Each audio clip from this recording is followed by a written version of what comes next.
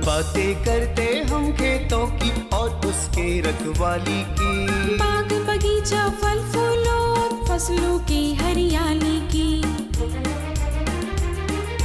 हम बीजों की बातें करते उत्तम जल संसाधन की, हम तकनीकी बातें करते फसलों के उत्पादन की। हर किसान का सपना सच हो जीवन सुखद बनाने को, गाँव-गाँव के हर आंगन का प्यारा सा ये दर्शन। कृषि दर्शन, कृषि दर्शन, कृषि दर्शन, कृषि दर्शन, कृषि दर्शन, कृषि दर्शन, कृषि दर्शन, कृषि दर्शन। नमस्कार, स्वागत है आपका हमारे कृषि दर्शन कार्यक्रम में। मैं नीतू कुमारी। हर रोज़ की तरह आज भी हम सबसे पहले देखेंगे कृषि समाचार और साथ ही जानेंगे मौसम का हाल। नमस्कार, कृषि समाचार में आपका स्वागत है। मैं हूं गोपाल कृष्णा। आइए देखते हैं आज कृषि समाचार में क्या है खास। फसलों के नुकसान की भरपाई करता है प्रधानमंत्री फसल बीमा योजना। अमरूद की फसल को फल मक्खी से बचाएं। फूलों की बेहतर कटाई करता है रोज सिकेटियर। सूखे, अतिवृष्टि, प्रतिकूल मौसम या अन्य रोग व्याधियों के कारण कभी कभी फसलें नष्ट हो जाती है। ऐसी स्थिति में किसानों को बहुत नुकसान उठाना पड़ता है। इस प्रकार के नुकसान की भरपाई के लिए किसान प्रधानमंत्री फसल बीमा योजना के अंतर्गत अपने फसलों का बीमा करा सकते हैं। अमरूद में इस समय फल मक्खी के प्रकोप होने की संभावना रहती है, जिससे अमरूद फसल को काफी नुकसान होता है। अमरूद की गुणवत्ता खराब होती है। अमरूद की फसल में फल मक्खी कीट का नियंत्रण के लिए फेरोमोन ट्रैप बेहतर उपाय है। 1 एकड़ के अमरूद बागान के लिए 8 से 10 फेरोमोन ट्रैप काफी होता है। उचित दूरी पर इसे टांग देने से फल मक्खी का नियंत्रण आसानी से हो जाता है। वर्तमान समय में जो किसान भाई परवल की फसल लगाना चाहते हैं, वे बेहतर उत्पादन के लिए उन्नत प्रभेदों का चयन करें। परवल की स्वर्ण आलौकिक और स्वर्ण रेखा नामक प्रभेद अच्छा उत्पादन देने में सक्षम है। स्वर्ण रेखा और स्वर्ण आलौकिक ये परवल के प्रभेदों में बेहतर माने जाते हैं। वर्तमान समय में इनकी बुआई की जा सकती है। 1 हेक्टेयर भूमि में 8 से 10 किलोग्राम की दर से बीजों की बुआई कर और उचित कृषि कार्य को करके 150 से 200 क्विंटल तक परवल की उपज पाई जा सकती है। गेहूं की खड़ी फसल में इस समय दीमक लगने की संभावना रहती है, जिससे ज्यादा प्रकोप से फसल को बहुत नुकसान होता है। फसल नष्ट भी हो जाती है। दीमक के नियंत्रण के लिए फसल पर क्लोरोपाइरीफोस 20 सीसी दवा का 2 लीटर पानी के हिसाब से छिड़काव करना लाभदायक होता है। साथ ही नियमित सिंचाई करना चाहिए।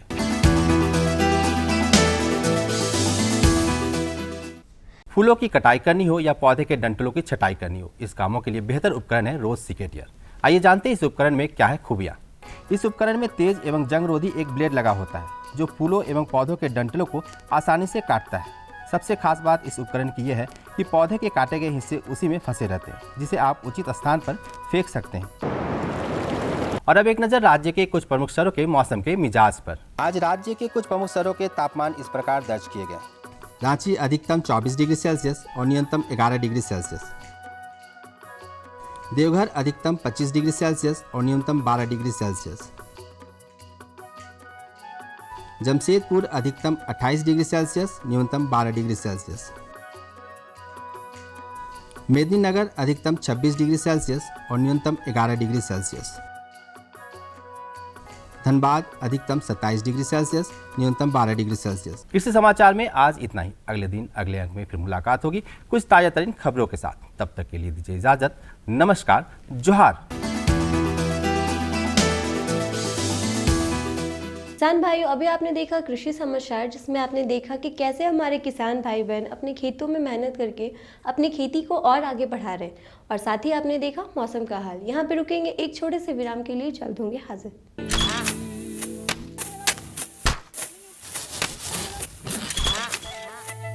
भारत एक कृषि प्रधान देश है। भारतीय अर्थव्यवस्था में कृषि एक मुख्य स्तंभ की तरह है और हमारे किसान अन्नदाता। लेकिन कभी कभी प्रकृति के सख्त तेवर के कारण हमारे किसानों को उचित कृषि उत्पाद हासिल नहीं हो पाता। ऐसी स्थिति में उन्हें सुरक्षित रखने के लिए प्रधानमंत्री फसल बीमा योजना प्रदान की गई है। प्रधानमंत्री फसल बीमा योजना को किसानों तक पहुंचाना और उन्हें लाभान्वित करने का काम बैंक और राज्य स्तरीय बैंकर समितियां यानी SLBC की हैं।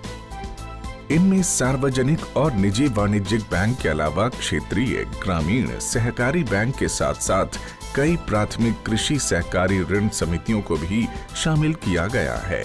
इस योजना का लाभ उठाने के लिए किसानों का नामांकन जरूरी है। इस समय 540 बैंक की 1.5 लाख शाखाओं के द्वारा किसानों का नामांकन किया जा रहा है। प्रधानमंत्री फसल बीमा योजना एक कारगर उपाय है। ये हमारे लिए सुरक्षा कवच की तरह है। फसल अगर बर्बाद भी हुई तो भी हमें मुआवजा मिल जाता है।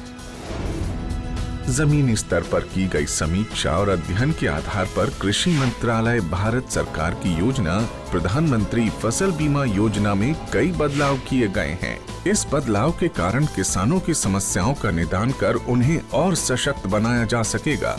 इसके अलावा SLBC और बैंकों के कार्यों और भूमिकाओं को और अधिक विस्तृत किया गया है। इसके अंतर्गत प्रधानमंत्री फसल बीमा योजना में किसानों का नामांकन अब उनकी इच्छा पर निर्भर है। वो नामांकन के लिए स्वतंत्र हैं। योजना के बेहतर कार्यान्वयन के लिए बैंकों के कार्यों में किसान अकाउंट के दावे का निपटान, ऋणी किसानों का प्रीमियम काटना और गैर ऋणी किसानों से प्रीमियम जमा करवाकर बीमा कंपनी को भेजना, राष्ट्रीय फसल बीमा पोर्टल पर किसानों के विवरण की अपलोडिंग, फसल हानि की समीक्षा को सुनिश्चित करना और किसानों की फसल हानि की सूचना बीमा कंपनी तक पहुंचाने का काम भी बैंकों के द्वारा ही किया जाएगा। इसी प्रकार योजना को क्रियान्वित करने वाले बैंक योजना से संबंधित विशेष जागरूकता अभियान को समय समय पर ऋणी और गैर ऋणी किसानों के लिए आयोजित करेंगे। ऋणी किसानों को योजना में भाग लेने के लिए उन्हें कॉल या SMS के द्वारा भी संपर्क और सूचित किया जाएगा। नामांकन की सुविधा के लिए जन धन खाता या बचत खाते का होना जरूरी है। गैर ऋणी किसानों का बैंक में खाता मौजूद नहीं है तो पहले उनका बचत खाता खोलकर सभी सुविधाएं दी जाएंगी। बैंक की शाखाओं को घोषणा पत्र की हार्ड और सॉफ्ट कॉपी को भविष्य में पत्राचार के लिए संभाल कर रखना होगा और उसकी एक कॉपी या एक्नॉलेजमेंट किसान के हवाले किया जाएगा।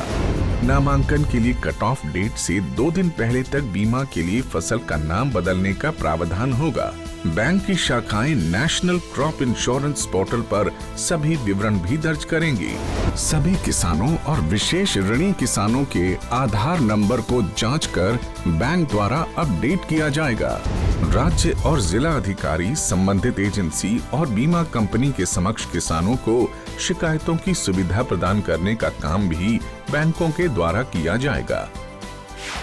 SLBC बैंकों के लिए स्थापित एक शीर्ष संस्था है। यह संस्था राज्य सरकार और भारत सरकार के साथ समन्वय स्थापित कर सदस्य बैंकों के द्वारा प्रधानमंत्री फसल बीमा योजना को क्रियान्वित कर भारत के किसानों को सशक्त करने का काम कर रही है और उसका सीधा लाभ हमारे देश के किसानों तक पहुंचाया जा रहा है। सशक्त किसान, देश की शान। विराम के बाद एक बार फिर से स्वागत है आपका हमारे कृषि दर्शन कार्यक्रम में। किसान भाइयों, आज हम सबसे पहले बात करेंगे शंकर गाय पालन के उन्नत तरीके के बारे में। किसान भाइयों, शंकर गाय जर्सी नस्ल की गाय होती है और जो भी किसान भाई इनको पालते हैं उनको काफ़ी अच्छा मुनाफा मिलता है, क्योंकि शंकर गाय पालन कर रहे किसानों को शंकर गाय से काफ़ी अच्छा दूध मिलता है, जिनको बेचकर वो काफ़ी अच्छा मुनाफा कमाते हैं। तो आइए अपने विशेषज्ञ से इनकी अधिक जानकारी लेते हैं और जानते हैं कि शंकर गाय पालन कर रहे पशुपालक को किस तरह से आमदनी हो रही है और इनकी देख रेख क्या करें, इनमें और क्या अधिक जानकारियां हैं, इन सब की जानकारी लेते हैं हम अपने विशेषज्ञ से। गाय की जो संकर नस्ल होती है वह ज्यादा से ज्यादा दूध देने के लिए बनाई जाती है। संकर नस्ल की गायें देसी गायों की तुलना में बहुत अधिक दूध देती हैं। हालांकि जितना यह दूध देती हैं उतना ही इनके लिए देखभाल और इनके खान पान पर ध्यान रखना बहुत जरूरी हो जाती है। यदि उचित देखभाल की जाए तो लगभग 19 महीने यानी 1.5 साल के अंदर बाछी पाल खाने लायक हो जाती है। इसके लिए बचपन से ही चारा, दाना और देख-रेख की उचित व्यवस्था रखनी होगी। किसान भाइयों, आज हम कृषि विज्ञान केंद्र रामकृष्ण मिशन केतलसुक में उपस्थित हैं। हमारे साथ पशु विशेषज्ञ डॉक्टर भरत महतो जी उपस्थित है। आज इनसे हम जानना चाहेंगे शंकर गाय पालन के उन्नत तरीके के बारे में। जैसे कि हम लोग संकर नस्ल की गायों के बारे में बात कर रहे थे, तो पहले मैं आपको बता दूं संकर नस्लें क्या होती हैं। तो ऐसे जो हमारे देश में गायों की नस्लें हैं, उन सबों को हम लोग देसी गायों की नस्लों के अंतर्गत रखते हैं। इसके अलावा हमारे देश से बाहर के जितने भी जो भी दूसरे देशों से गायें आई हुई रहती हैं, उन सबों को विदेशी नस्लों के श्रेणी में रखते हैं। तो ये देसी नस्लें और विदेशी नस्लों के प्रजनन के फलस्वरूप जो अगला संतति जन्म होता है, जिसका अगला पीढ़ी का जन्म होता है, उसमें जो बाछा और बाछियाँ जन्म लेती हैं, उन सबों को हम लोग संकर नस्ल की गाय कहते हैं। जैसे उदाहरण के रूप ले लें कि हमारे देश की एक गाय है जो साहिवाल नस्ल की गाय है, और एक विदेशी नस्ल के गाय या सांड हैं जो कि जर्सी नस्ल की हैं। इन दोनों के प्रजनन से जो बाछा या बाछी उत्पन्न होते हैं, उन सबों को हम संकर नस्ल की गाय कहते हैं। ये जो भी हो संकर नस्ल की पशु कहते हैं। मतलब जिसमें दो अलग अलग नस्लों के गुण पाए जाते हैं जिन पशुओं में, उन सबों को हम लोग संकर नस्ल की पशुएं कहते हैं। तो संकर नस्ल के पशुओं के हम उत्पादन ज़्यादा लेने के लिए संकरण कराया जाता है। ऐसे संकरण के कई ये पे होते हैं। विशेष करके हम अगर दुधारू पशुओं की बात करें तो हम अधिक दूध प्राप्ति के लिए संकरण कराते हैं। मतलब अच्छा, एक जो कम दूध देने वाली गाय है उसको एक ऐसे सांड से कराते हैं, ये प्रजनन कराते हैं जिसकी माँ की दूध उत्पादन क्षमता बहुत अधिक रही होती है। तो बीच में अगर हम उससे जो बाछा या बाछी उत्पन्न होती है, तो उसमें जो गाय हमारी है, जो पहले जो गाय माँ बनी, जो उसकी बच्चियाँ होती हैं, उसमें थोड़ी दूध उत्पादन ज़्यादा हो जाती है। तो जैसा हम कहें उसमें विदेशी जीन का हम एंट्री करते हैं, इसी कारण उनकी देखभाल के लिए भी हमको कुछ विशेष बातों का ध्यान देना पड़ता है। जैसे दूध उत्पादन ज़्यादा हो तो उसमें हम विशेष ध्यान भी रखने की आवश्यकता होती है। अगर देसी गायों की तरह देखभाल करें तो उसकी जो नस्लीय क्षमता है उसके अनुसार हम उत्पादन नहीं ले पाते हैं। गर्भाधान के वक्त गाय का खास ख्याल रखना जरूरी होता है। खासकर गर्भ के 7 से 8वें महीने में आहार बढ़ा देना चाहिए ताकि उनका वजन बढ़े और थन का विकास सही से हो सके। जैसे रही देख रेख की बात, तो शुरुआत होती है जिस दिन से बच्चे जन्म लेते हैं, उसी दिन से देख रेख की आपकी शुरुआत हो जाती है। जैसे ही बच्चा जन्म लेता है, मैंने जो बछड़ा या बाछियाँ जन्म लेती हैं, उसी दिन से आप कोशिश करें जितना जल्दी हो सके आप उनको खिरसा दूध अवश्य पिलाएं। खिरसा दूध की भी एक मात्रा आप जानें, उसकी जो शरीर वजन है उसका 1/10वां भाग से अधिक खिरसा दूध की मात्रा 24 घंटे में नहीं होनी चाहिए। ये शरीर में रोग से लड़ने की क्षमता देती है, इसी कारण इसको आप ज़रूर पिलाएं। इसके बाद धीरे धीरे जैसे जैसे आप उसका उम्र बढ़ते जाता है, आप उसको संतुलित आहार की ओर भी ले जाएं। जैसे काप स्टार्टर राशन की ओर, जिसमें प्रोटीन की मात्रा 20 से 22% रखी जाती है। ये बाज़ारों में भी उपलब्ध होती है, और चाहे तो अगर आपके पास खाद्य सामग्री जो उपलब्ध होता है उससे भी आप बना सकते हैं। इसमें कोशिश ये करना है कि धीरे धीरे उस बच्चिया की निर्भरता माँ के दूध से कम करते हुए संतुलित आहार की ओर या घास जो अच्छे किस्म के चारा फसलें हैं उस ओर ले जाना है। इससे उनकी जो रुमेन का विकास है, उसका जो पेट का विकास है, डाइजेस्टिव सिस्टम का विकास है, वो जल्दी होगा और शरीर वृद्धि तेज़ी से होगा। तो तेज़ी से जिस तरह से शरीर वृद्धि तेज़ी से होगा, ये आपके जो अगले माँ बनने की यानी प्रजनन क्षमता अटेंड करने की जो एज होती है, उतने ही आसानी से ये मैंने एज अटेंड करते हैं। संकर नस्ल की बाछियाँ अगर सामान्य तौर पे देखें तो 18 से 20 महीने की उम्र में प्रजनन के लायक हो जाती हैं। उस स्थिति में 18 से 20 महीने के आसपास आप विशेष ध्यान रखें कि आपकी बच्चियां हीट में आ रही है या नहीं आ रही है। इस बीच में उनका अच्छे शरीर वजन लेने के लिए आप कोशिश करें प्रत्येक 3 से 4 महीने में कृमिनाशक दवा पिलाएं। साथ साथ उसमें मिनरल मिक्सचर की मात्रा भी बनाए रखें। इन सबों के अलावा संतुलित आहार पर ज़रूर ध्यान दें। जैसे ही ये 18 से 20 महीने के पास आ जाती है, वो गाय प्रजनन के लायक हो जाती हैं वो बच्चियाँ, तो आप वहाँ पे हीट का अवश्य ध्यान रखें। शुरुआती समय में कुछ बच्चियाँ ऐसी होती हैं जो कि हीट के लक्षण पूरी तरह से प्रदर्शित नहीं करती हैं। अब पहला हीट को आप उसमें एआई मतलब कृत्रिम गर्भाधान न कराएं। दूसरे हीट पे अगर आती हैं गाय, जैसे बच्चियाँ आपकी दूसरे हीट में आती हैं, उसमें आप प्रजनन अवश्य कराएं। ये प्रजनन जो कृत्रिम गर्भाधान वाले कार्यकर्ता होते हैं, उनको बुलाने में आपका समय को निर्धारित करना बहुत महत्वपूर्ण होता है। अगर आप देखें हैं कि आपकी बच्चियाँ सुबह हीट में आ रही है तो आप उनको शाम को बुलाएं, शाम को हीट में आ रही है तो उनको आप सुबह बुलाएं। कहने का मेरा मतलब है कि हीट में आने के 10 से 12 घंटे के बाद ही आप उनको पाल दें। वहीं संकर नस्ल की गायों की गौशाला की साफ सफाई बहुत जरूरी है। जीवाणु और विषाणु रहित रखें। पशु विशेषज्ञ कहते हैं कि संकर नस्ल की गायों से अधिक दूध प्राप्ति के लिए जरूरी है कि उसे संतुलित आहार दें। लास्ट में प्रेगनेंसी के लास्ट 7 to 8 मंथ्स के आसपास में आप जो आहार देते हैं, जो निर्वाह आहार दे रहे हैं, उसके अलावा भी कम से कम शरीर वजन के अनुसार 1 से 1.5 किलो संतुलित आहार और भी हम लोग बढ़ाने की सलाह देते हैं, जिससे कि उसके बच्चे का विकास और थन का विकास अच्छी तरह से हो और आने वाले दिनों में यह दूध की मात्रा अधिक बढ़े और लंबे दिनों तक दूध दे। ये तो देखरेख की बात हुई। साथ साथ आपके जो गौशाला की देखरेख है, इस पर भी आपको ध्यान देना होगा। आपकी गौशाला साफ़ सुथरा रहे, जितने विषाणु और जीवाणु रहित आप रख सकते हैं, आपके गायों का स्वास्थ्य उतना अच्छा रहता है। इसका मतलब है आपकी दिन दोनों टाइम में गायों को आप धोएं, धोने के समय में आप ब्रश का प्रयोग करें तो और अच्छा है। साथ साथ गौशाला के नीचे जो गोबर वगैरह है वो नियमित रूप से एक निश्चित अंतराल पर आप हटाएं, तो इससे आपकी गायें स्वस्थ रहेंगी।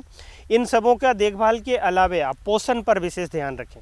पोषण में आप 2 तरह से अपने जो पोषण है इसको 2 भागों में आप बांट सकते हैं। जैसे चारा से कुछ भाग को आप चारा से पूरा कीजिए और कुछ भाग दाना मिश्रण से। पूरी तरह से दाना मिश्रण में निर्भरता रहने पर जो हमारा उत्पादन खर्च है ये बढ़ता जाता है। इसी कारण उत्पादन खर्च को अगर कम करना है, आपके लाभ में वृद्धि करनी है, तो आप चारा पर अपनी निर्भरता रखें ज़्यादा। तो चारा में भी आप 2 तरह के, दोनों ही तरह के चारा को हम लोग उगाने की सलाह देते हैं। एक जैसे दलहनी चारा और अदलहनी चारा, ऐसे दोनों ही आवश्यक हैं। दोनों को अगर आप 50-50, जैसे दलहनी चारा में ये बरसीम, लूसन, बीन, ग्वार बीन, राइस बीन, इस तरह के जो दाल वाले पौधे हैं, इन सबों में प्रोटीन की मात्रा ज़्यादा होती है। और जो अदलहनी चारा हैं, जैसे हाइब्रिड नेपियर, मकई, ज्वार, बाजरा, ये सभी अदलहनी चारा होते हैं। तो इन सबों में कार्बोहाइड्रेट की मात्रा अधिक होती है। तो दोनों को आप अगर संतुलित करके देते हैं, 50-50 मिलाएं तो बहुत अच्छा है। इससे आपकी जो मिनरल्स की रिक्वायरमेंट है बॉडी की, या विटामिन्स की रिक्वायरमेंट है, या जो फाइबर्स हैं, कार्बोहाइड्रेट, ये सभी आसानी से उपलब्ध हो जाते हैं। किसान भाई, अभी आपने देखा शंकर गाय पालन के उन्नत तरीके के बारे में। अब आगे चलते हैं और बात करते हैं मिश्रित खेती से किसानों को लाभ। किसान भाइयों, मिश्रित खेती एक ऐसी खेती है जिसमें एक ही खेती में कई तरह की फसल उत्पादन होते हैं और साथ ही साथ पशुपालन भी किया जाता है। हमारे देश भारत में छोटे छोटे खेत होने के कारण मशीन वर्क नहीं हो सकता। इसके लिए हमारे किसान भाई एक ही खेत में कई तरह की फसल उत्पादन करते हैं और उनको इससे काफ़ी अच्छा मुनाफा भी मिलता है। तो आइए अपने विशेषज्ञ से जानते हैं कि मिश्रित खेती से किसानों को किस तरह से लाभ प्राप्त होता है और इनके और क्या क्या फ़ायदे हैं। इन सब की अधिक जानकारी लेते हैं हम अपने विशेषज्ञ से। किसान भाइयों, आज हम दिव्यांग कृषि विज्ञान केंद्र रामकृष्ण मिशन गेदलसुख में उपस्थित हैं। हमारे साथ संतोष जी उपस्थित है। आज हम इनसे जानना चाहेंगे मिश्रित खेती से होने वाले लाभों के बारे में। मिश्रित खेती का अभिप्राय है कि विभिन्न तरह के खेती का प्रयोग करना, जैसे फसल उत्पादन, फूल उत्पादन, फल उत्पादन के साथ साथ पशुपालन, मुर्गी पालन, मछली पालन, बत्तख पालन इत्यादि विभिन्न तरह का जो चीज़ है, सारे चीज़ को जो करने से इसी का मिश्रित खेती बोला जाता है। और झारखंड में देखिए इसकी बहुत सारी संभावनाएं हैं, जहां पर हम मिश्रित खेती बढ़िया से कर सकते हैं। और यहां का भौगोलिक जो दशा है, जो संसाधन उपलब्ध है, यहां जब तक किसान लोग मिश्रित खेती नहीं करेंगे, उनका लगातार और बढ़िया आय नहीं बनेगा। जैसे फसल उत्पादन में खास करके झारखंड में अगर देखा जाए तो मुख्य रूप से धान और मक्का की खेती होता है। इसके अलावा जो है सब्जी की खेती होता है। लेकिन यहाँ पर बहुत सारे जंगल हैं जिनमें बहुत तरह के पेड़ हैं, जिसमें हम बहुत सारे ऐसे पेड़ हैं जैसे कुसुम का पेड़ है, बेर का पेड़ है, जिस पर हम लाह की कल्टीवेशन, लाह खेती कर सके किसान बहुत अच्छा मुनाफा कर सकता है। कभी कभी होता है कि एक तरह की खेती करने से अगर मौसम साथ नहीं दिया तो उस स्थिति में हमको जो है कि एक फसल पर अगर निर्भर हैं तो फसल मार खा जाती है, जिससे कि किसान की आमदनी पूरी तरह से समाप्त हो जाती है। पूर्ण रूप से जो वर्षा आधारित खेती है, तो इसके कारण है कि फिर 1 साल के बाद ही किसान की आमदनी का स्रोत होता है। लेकिन इसी में जो है कि अगर हम पशुपालन करते हैं, पशुपालन से होता है कि हमको गाय के लिए जो कंपोस्ट चाहिए वो गोबर से ही आता है।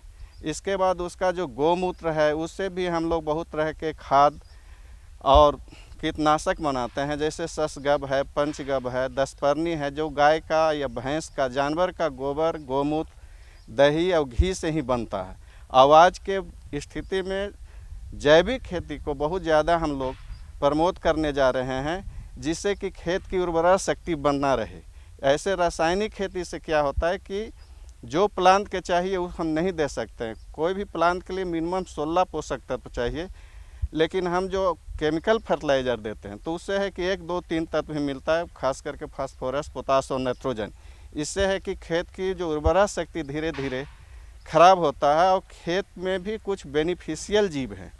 उन बेनिफिशियल जीव के लिए अगर हम कंपोस्ट नहीं देते हैं या बायोमास नहीं जाता है तो उसमें जो है कि एक अंतरात्मिक स्थान होता है जिसमें कि वायु और पानी का जमा होता है, जिससे कि हमारे क्रॉप लेते हैं। और जब हम बायोमास या कंपोस्ट का व्यवहार करते हैं खेत में तो इससे एरिएशन बढ़ता है एवं वाटर होल्डिंग कैपेसिटी बढ़ता है। पशुपालन और कृषि एक दोनों का अनुपूरक संबंध है। जो भी हमारे पास अगर सब्जी वगैरह है उसका जो भी वेस्ट मटेरियल है उससे गाय को खाना हो जाता है, इसलिए हमको गाय पालन में भी बहुत ज़्यादा, पशुपालन में खर्च उसका कम मिलता है और आमदनी ज़्यादा आता है। साथ ही अगर हम मुर्गी पालन करते हैं जिससे कि हमको कुछ अंडा मिल जाए या मांस मिल जाता है, जिससे कि हमका किसान के इनकम का स्रोत बढ़ता है। इसके से जैसे आप बता रहे हैं कि सभी तरह की जो खेती कर सकते हैं, जैसे पशुपालन हुआ या सब्जी वगैरह लगाना, तो इसमें विशेष रूप से सावधानी किन बातों का ध्यान रखा जाए या सावधानी बरता जाए? देखिए, इसमें मेन चीज़ है कि अगर सभी तरह का हम फसल लगाते हैं तो मार्केट में क्या है कि हर फसल का कभी कभी रेट ज़्यादा हो जाता है, कुछ का कम हो जाता है, या कुछ फसल ऐसा है जो प्राकृतिक आपदा आने के कारण वो डैमेज होता है, जो उसमें है कि कोई 2 फसल अगर बच गया, एक ख़राब भी होता है तो उससे किसान को आमदनी मिल जाता है। अगर एक ही तरह का फसल लगाते हैं किसान तो उसमें अगर किसी ढंग का प्राकृतिक नुकसान आता है या बहुत ज़्यादा कीट बीमारी लगता है तो पूर्ण रूप से किसान का खेती खराब हो जाता है। इसलिए विभिन्न तरह की फसल लगाना चाहिए। तो ये तो आपने बताया कि विभिन्न प्रकार की फसल लगाना चाहिए, लेकिन जैसे पशुपालन भी करते हैं या सब्जी पालन भी लगाते हैं तो उसमें सावधानी किन किन बातों का ध्यान रखना चाहिए? जलवायु का भी तो अंतर पड़ता है जी, मौसम पे, तो उसमें किस प्रकार से इन बातों का ध्यान रखा जाए? देखिए, हम विभिन्न तरह का जो फसल लगाते हैं उसमें हमको ये देखना है कि हमारे पास जो उपलब्ध संसाधन है, जैसे सिंचाई का सुविधा क्या है, मेरे पास पूंजी किस ढंग का है, मशीन का उपलब्धता किस ढंग का, या मार्केट में डिमांड किस चीज़ का ज़्यादा रहता है और किस समय रहता है। इन सब सारी बातों को देख करके हमको विभिन्न तरह के फसलों को लगाना चाहिए। अलग अलग जब फसल लगाएंगे तो उसके लिए खाद और सिंचाई की व्यवस्था कैसी होनी चाहिए? देखिए, अलग अलग फसल के लिए अलग अलग सबका सिंचाई है। अगर मान लिया जाए कि मेरे पास कम पानी है तो उसमें हम कम पानी वाला फसल लगाएं। जैसे सरसों अगर लगाते हैं तो उसमें बहुत कम पानी का लगता है, लेकिन वही आप गेहूं की खेती करते हैं तो उसमें सिंचाई की आवश्यकता बहुत ज़्यादा पड़ता है। तो ये चीज़ हमको देखना है कि मेरे पास सिंचाई का संसाधन कैसा है और कितना मात्रा में मेरे पास उपलब्ध सिंचाई का जल है। इसके आधार पर हम फसल का चुनाव करते हैं। दूसरी बात है कि हमारे पास क्रॉप के हिसाब से और जो सारे मेरे पास पूंजी किस तरह का है, कितना पूंजी है, इन सारी बातों को देख के हम फसल का चुनाव करते हैं। किसान भाइयों, अभी आपने देखा शंकर गाय पालन के उन्नत तरीके के बारे में और साथ ही आपने देखा मिश्रित खेती से किसानों को लाभ।